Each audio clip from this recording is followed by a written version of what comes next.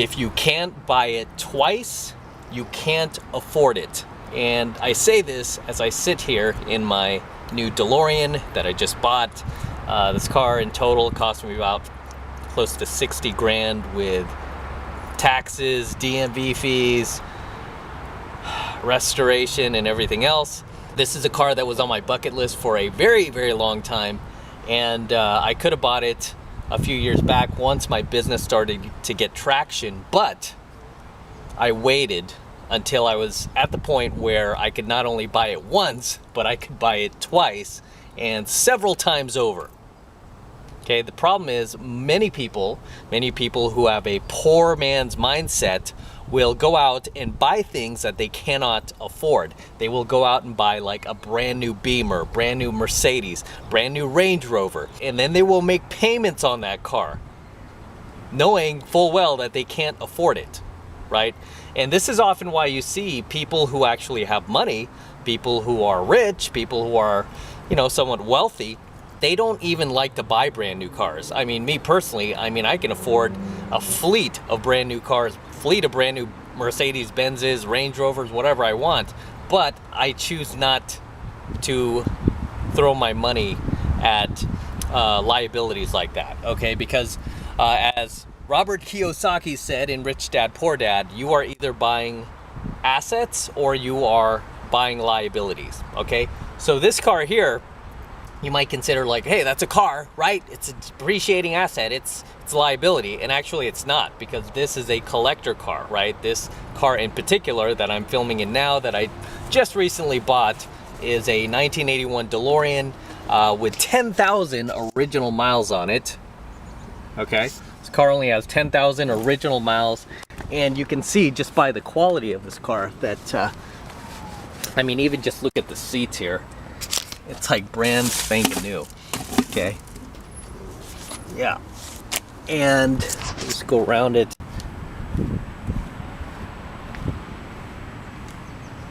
But this is a car that I bought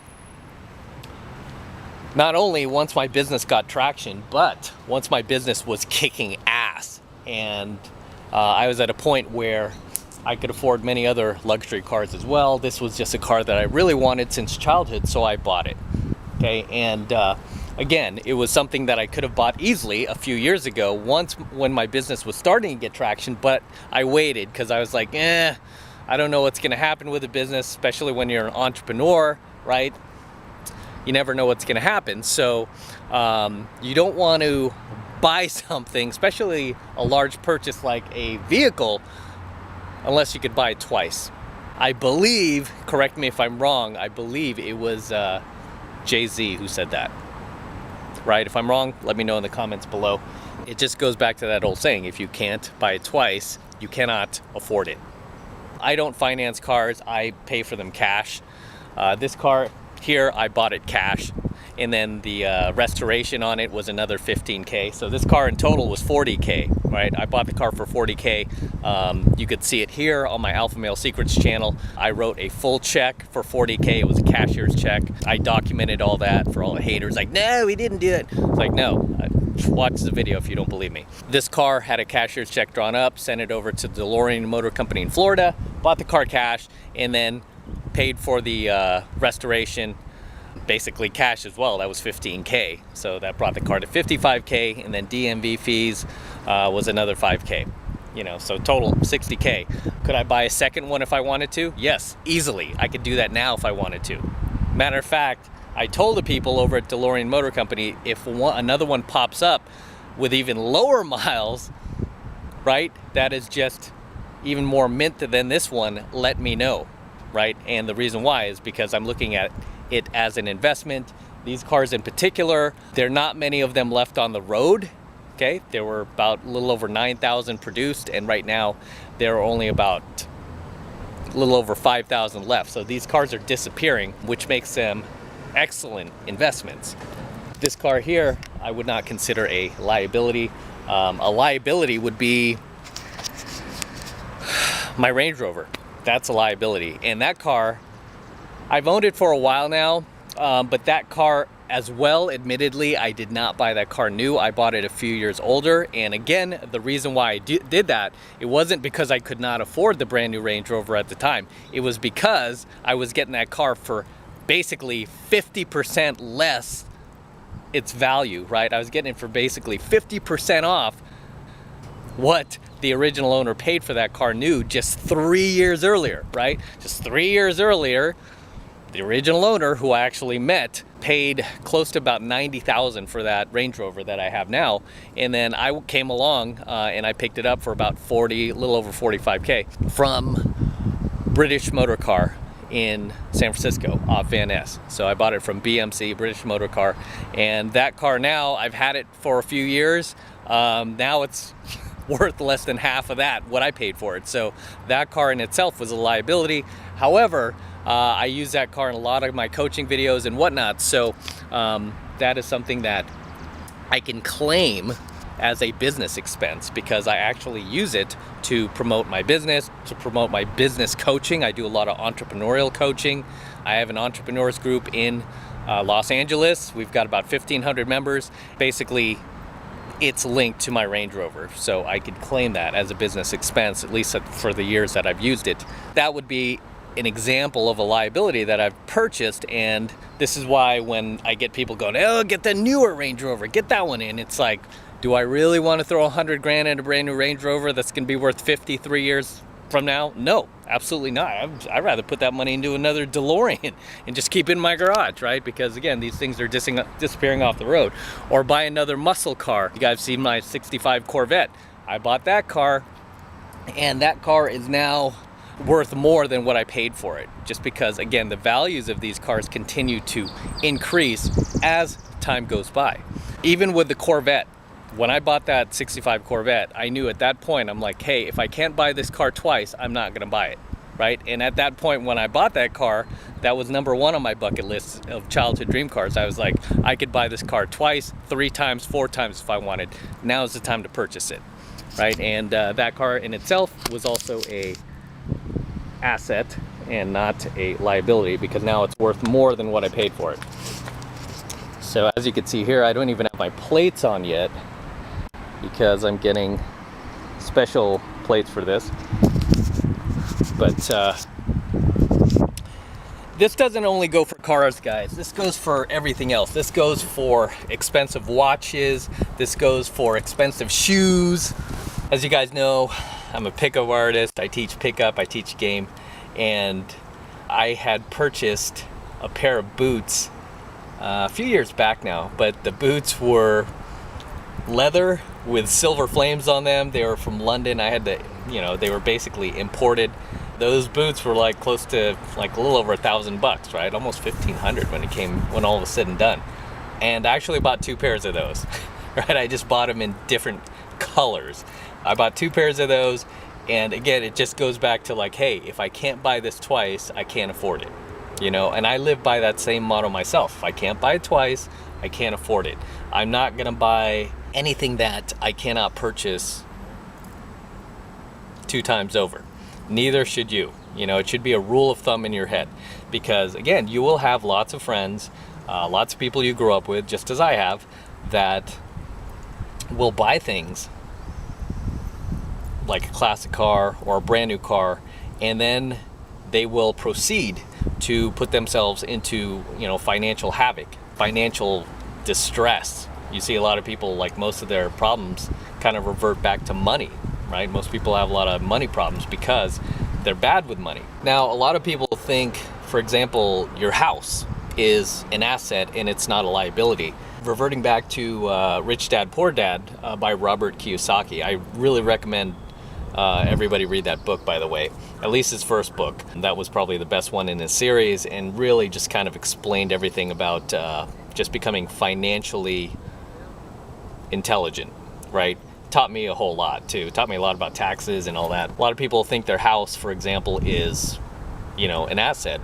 And the thing that Robert Kiyosaki says is, if it's not producing cash flow, then it's a liability. And I agree with that. Right now I'm looking for a property, right? and I'm not necessarily going to live in that property. I might keep one room for myself, or it's probably going to be somewhere in the Bay Area where I could kind of come back from LA and see my family when I want, and then just kind of stay there when I want. I'll probably keep like the master bedroom to myself, but then I'll probably rent out the other rooms just so that my tenants are paying the mortgage on that house and it's not coming out of my pocket. You feel me? And that way the house is producing income, it's producing cash flow, and it's no longer a liability, it's an asset. Okay? Because if that house was to just sit on its own and I was just to live there by myself, like say I buy this like 5-bedroom house in the Bay Area, which isn't going to be cheap, right? I mean, you're looking at least, a couple $1,000,000 in a decent neighborhood. It wasn't like that before. I mean, a lot of these tech companies have really screwed up property values and kind of driven them through the roof. But I'm looking at buying a property in the Bay Area just so I could be close to my family, and I'm not going to be there full time, which is why I don't want to stay in the house all by myself, because I'm just not going to be there much. So my thoughts are to put tenants in those other rooms, but keep the master bedroom for myself, for when I am in town, I could just stay there. That way the house is producing cash flow, because usually when I buy a house, I'll put at least 75% down, right? I'm not going to do the 20% and then pay like a 30-year mortgage. I don't make financial decisions like that. I know a lot of real estate gurus will disagree with me, financial experts will, but you know what? Hey, I'm a self-made millionaire. It's worked for me, and I'm pretty decent with my money. I do good things with them, and I don't really go in the hole very often. So for a lot of people, they even think that their house is an asset when it's not. It's a liability unless it's producing cash flow, okay? For example, you're renting it out, you have tenants in there. Otherwise, it is a liability. And this is why you see a lot of like NFL athletes, NBA athletes, basically professional athletes, even rappers, former celebrities. They will make millions of dollars during the span of their career, but once they retire or once they're no longer getting, jobs, all of a sudden they go broke, and then you'll see them on TV like, hey, you made, I literally saw this. Like, there was an NBA player who made like $110 million. $110 million throughout his career. And now he's working at Starbucks. It's like, whoa, what? How did that happen? What? You made $110 million and now you have to take a job working at Starbucks? What's going on? Celebrities and professional athletes, they can afford to buy things 2 times over and then some, right? They could afford to buy like a luxury car or luxury house or a mansion or expensive clothes, expensive watches more than twice, right? However, because they don't have consistent cash flow after the span of their career is over, and they continue to spend like the money is still coming in, that is what leads them to basically going broke and filing for bankruptcy. Is the cash flow stops, right? Because they're no longer working, or they're out of the game. They're no longer getting the gigs that they used to, or they're no longer in these big movies making these $25 million paychecks. All of a sudden they're just kind of gone. The cash flow is no longer coming in, but they are spending like the cash flow is still coming in. And that is, kind of the problem with having financial illiteracy. You just have to learn how to take care of your money and keep producing cash flow. For me personally, with my businesses, as I mentioned, I run an entrepreneurs group in Los Angeles. Not only do I have my pickup business, this is the thing that a lot of people don't understand, is especially my haters, they think this is like the only business I have. They think that like, oh, he's doing this full time, he's like teaching pickup, his YouTube channels, that's basically his entire job, and really that's not. I mean, this is a very small portion of what I do. For example, my YouTube channels and my Alpha Male Secret stuff and my pickup content, this is the only business that requires me to be active, like actively participate in it, like most of the time, right? I mean, obviously if I take students out for boot camp, whatnot, I have to be there, right? They don't want to see a student instructor, they want to see me. So I have to be there. To do these coaching videos and produce content for you guys, I have to be present, right? But with my other businesses that I'm running now that I've acquired that are producing cash flow, those are businesses that were already producing cash flow that I basically came in and purchased, right? I came in and purchased those businesses either because the people running them were financially distressed, or they didn't see the opportunity that was there. So I came in and basically put a team behind these businesses, and basically they're other websites that have nothing to do with pickup or dating or self-development for men. They're just in completely different niches, and they're producing cash flow, right? So no matter what happens to my pickup stuff, say YouTube decides to take me down one day, I have these other businesses that are running, so I don't have to worry about cash flow all of a sudden stopping. Like, say YouTube's like, oh, this guy's done, the cash flow is not going to stop because I have all these other business ventures and more business ventures that or more businesses, I should say, that I'm acquiring as we speak, so that the cash flow keeps coming in and I can afford to maintain my lifestyle. You feel me? I don't have to cut back on like Starbucks coffee or anything like that. I don't like to decrease in lifestyle. I mean, there's a certain lifestyle that, you know, I'm used to. I mean, I don't spend money like water. I'm not buying like bottles of Cristal when I go to the venues. I don't buy like Gucci or wear Armani or anything like that. I mean, I'm a pretty simple guy. I grew up in a blue collar family, so that's just not my taste. And I've dated women who like, you know, are all about like, oh, I've got to have the Coach purse and I've got to have the Louis Vuitton bag, wear all these designer clothes, and that's not really my taste. I like a woman who could dress nice and classy. A woman who has expensive taste is really not for me, just because I didn't really grow up like that. I mean, again, I grew up very blue collar, and I mean, even look at the cars I buy. I could easily have bought a Lambo and I didn't. I bought a DeLorean. I could easily buy like a Rolex watch. I don't. I'm like wearing a diesel. I like diesel, right? I buy what I like. I mean, even this watch alone, I mean, this watch was like over 500. I think it was like $600 or something like that. It's not something I would have bought when I was broke, but I mean, I buy what I like, right? I buy what I like. Clearly the watch, I could buy it twice, so I had no problem buying it. But, you know, you should always go back to that rule of thumb. If you can't buy it twice, you can't afford it. Especially when it comes to major purchases, guys. Cars, houses. Don't overextend yourself, okay? Especially while you're trying to create traction in your career, in your finances, right? You're trying to like build up a nest egg of money. Don't go out and blow it on things that you can't afford, basically things you can't buy twice. Have some self-discipline and have some patience. Nobody else is really going to tell you this. I mean, I had an NFL player, literally an NFL player that played for my favorite team, the Dallas Cowboys. I don't know if he's still with them, but a few years ago, he messaged me. I didn't even believe it was him, so I was kind of like, looked through his social media. Then he messaged me from his actual social media. I'm like, oh shit, it's him. He was telling me, he goes, hey, I basically got a $10 million bonus. What should I do with this $10 million? My agent is saying to do this. He's trying to put me in contact with this financial advisor.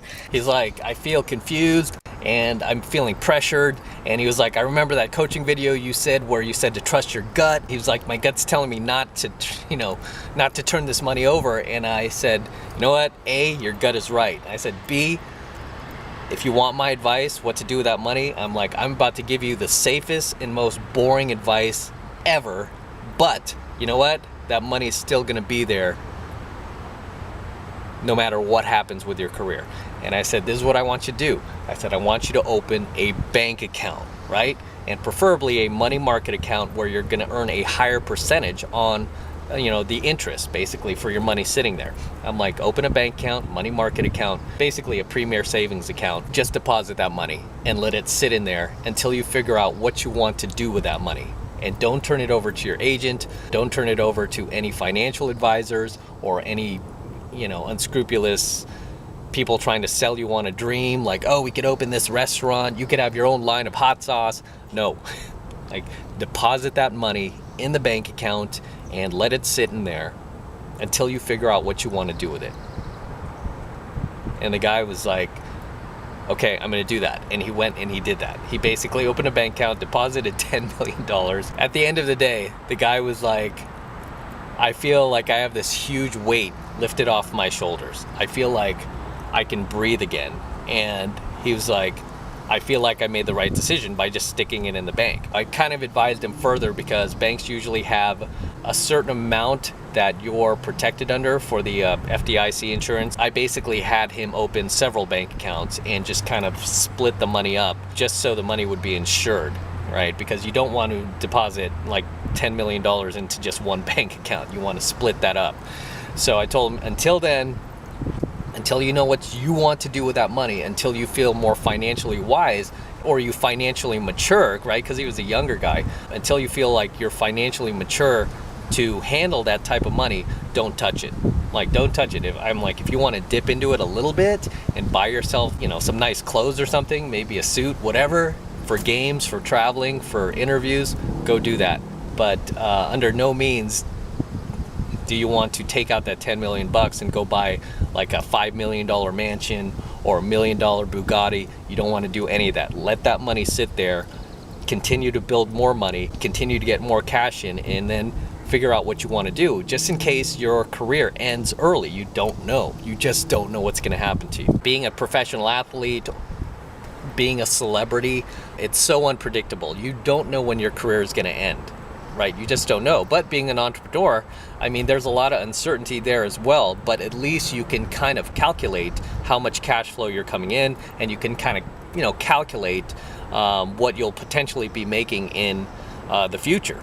If you can't afford to buy something twice, just don't buy it, okay? Because you can't afford it and you don't want to put yourself in financial havoc, financial chaos, if you're not where you want to be in life yet. If you're not where you want to be yet financially, you should be out there grinding. You should be out there pounding the pavement, hitting it hard. That's what I did for several years. I took like a 3-year break from dating, clubbing, going out with friends, and I locked myself in my tiny room while I built my business. And these are the things you have to do. You have to sacrifice to get to where you want to go. Okay, so I'm gonna end here. Until next time, this is Matt Cross from Alpha Male Secrets. Don't forget to smash that like button below. Appreciate if you smash it. Also hit that notification bell right next to it so that you're notified whenever I release a brand new coaching video here on my YouTube channel. Also guys, please make sure you subscribe to my channel. Okay, and not only that, but if you have other like-minded friends of yours, please also have them subscribe to my channel as well. Share my content with them so that we can really help other guys become the best versions of themselves as well. Right? And also it really helps out with the YouTube algorithm because they don't like to promote channels like mine, obviously, for obvious reasons, right? And if you want to support my work and all of this high value content I'm teaching you guys even further, the best way to do that is by becoming a premium subscriber of my premium Alpha Male Secrets channel, which I am hosting on a private platform away from YouTube. And the reason I'm doing that again is to protect my content. If you want to support my work, that's the absolute best way to do it, is by becoming a premium subscriber of my premium Alpha Male Secrets channel. And it's real easy to get signed up. All you need to do is click that link below in my description box. It will take you over to my website where you can get signed up right now. It just takes 2 seconds and it's only $1 for the entire first month of premium content from me. It's only $1 to get started.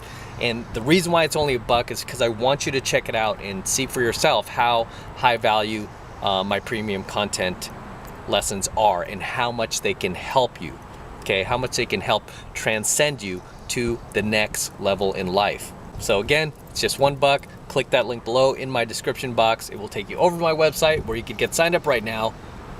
It only takes 2 seconds, so do that now, and I will see you in my next coaching video. Signing out from my DeLorean.